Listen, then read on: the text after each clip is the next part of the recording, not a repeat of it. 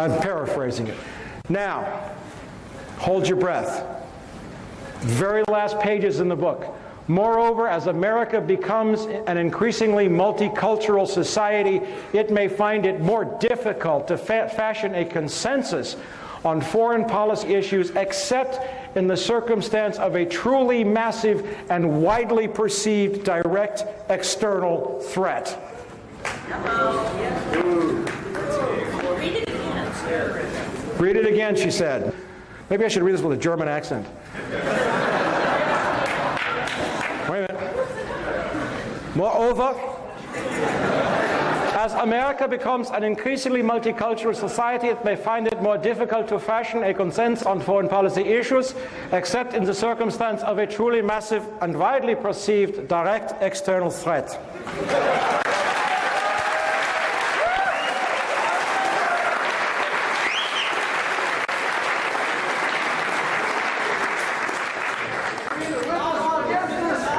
Listen, I want you to know that the Third Reich did not lose the Second World War. It just changed venues.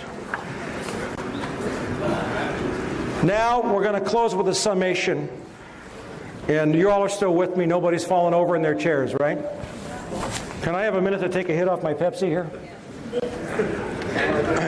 All right, now I'm going to run you through a timeline, which is what a detective would do for a prosecutor.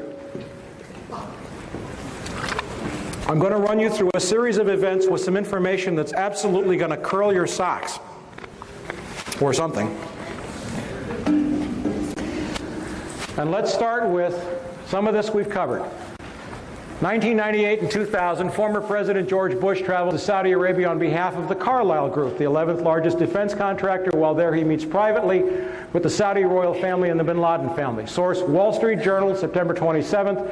Also from The Wilderness, that's my newsletter, The Best Enemies Money Can Buy. And I hope some of you folks are going to subscribe tonight. Chris, wherever you are, raise your hand. January 2001, the Bush administration orders the FBI and intelligence agencies to back off investigations involving the bin Laden family, including two of Osama bin Laden's relatives, Abdullah and Omar bin Laden. There goes the black sheep theory, who were living, guess where? In Falls Church, Virginia, right next to CIA headquarters.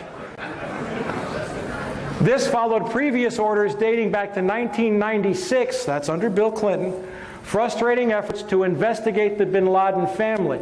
Source, BBC Newsnight correspondent Greg Palast. And on the TV broadcast, he actually held up an FBI national security report showing that the Bureau had been ordered to leave the bin Ladens alone.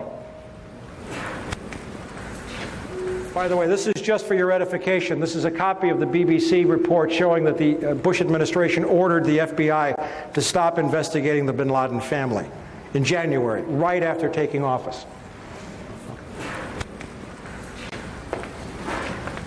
February 13th, UPI terrorism correspondent Richard Sale, while covering a trial of bin Laden's al-Qaeda followers, reports that the National Security Agency has broken bin Laden's encrypted communications. They introduced the evidence into court. The NSA had broken his secure communications. Even if this indicates that bin Laden changed systems in February, it does not mesh with the fact that the government insists that the planning for the September 11th attacks took years.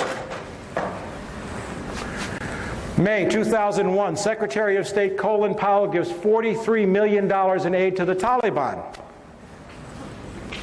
Why? Good question. Purportedly to assist hungry farmers who were starving since the destruction of their opium crop. And in January, on the orders of the Taliban. Source, the Los Angeles Times, May 22. In the year 2000, the UN says that there were 3,276 tons of opium produced in Afghanistan. In 2001, they estimate that the total crop was 185 tons. That's a reduction of 94%. Now, in the Northern Alliance areas, the there was an increase. There were two provinces that one place it grew by, I think, 185%, almost doubled, and another it increased tenfold. But even so, the Northern Alliance provinces, with their huge increase,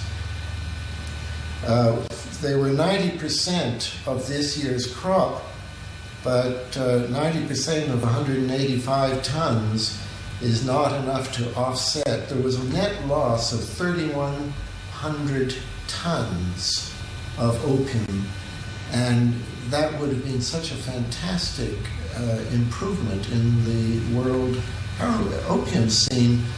But now that they are replanting fields all over Afghanistan with opium, that possible victory we could have seen over drugs is being wiped out as a result of the U.S. intervention.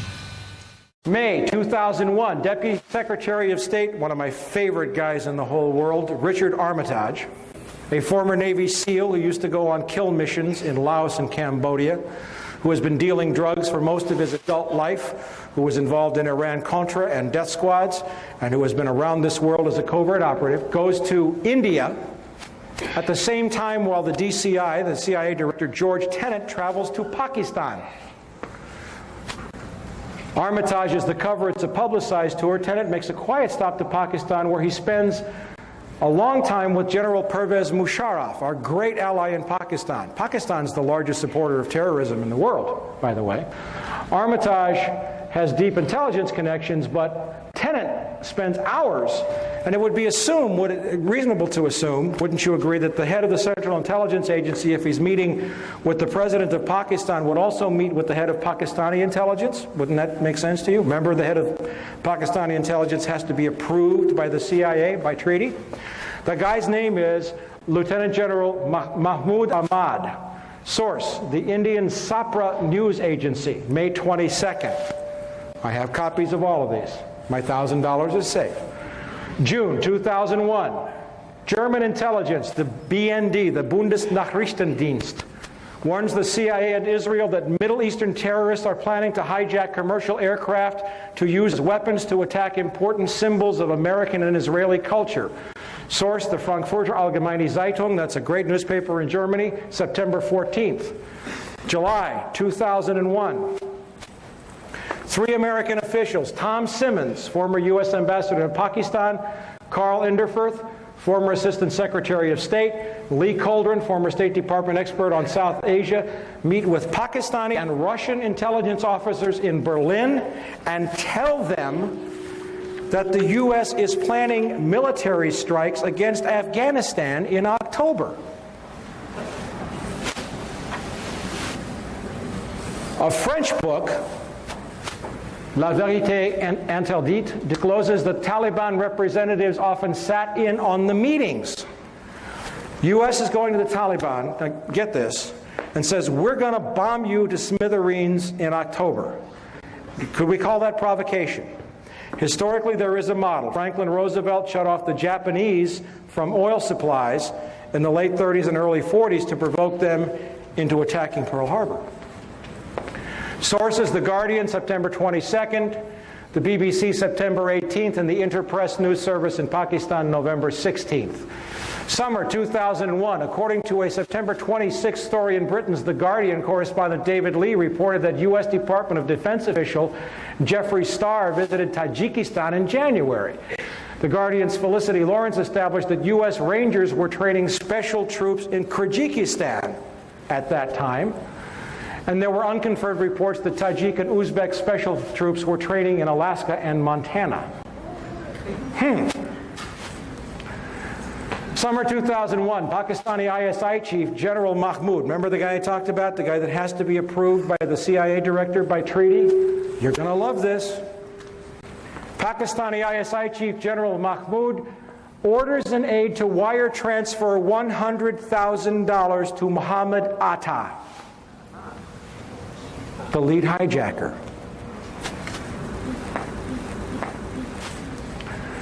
Who was, according to the FBI, the lead terrorist in the suicide hijackings. Mahmoud recently resigned after the transfer was disclosed in India and confirmed by the FBI. Source, The Times of India, October 11th.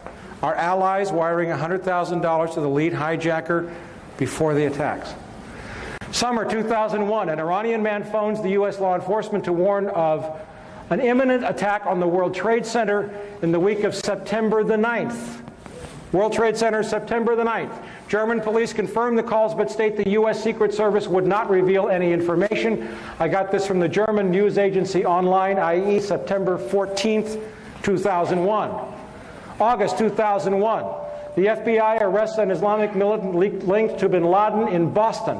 French intelligence sources confirm the man is a key member of bin Laden's network, and the FBI learns that he has been taking flying lessons in Boston. At the time of his arrest in Boston, where two of the planes were hijacked, the man is in possession of technical information on Boeing aircraft and flight manuals.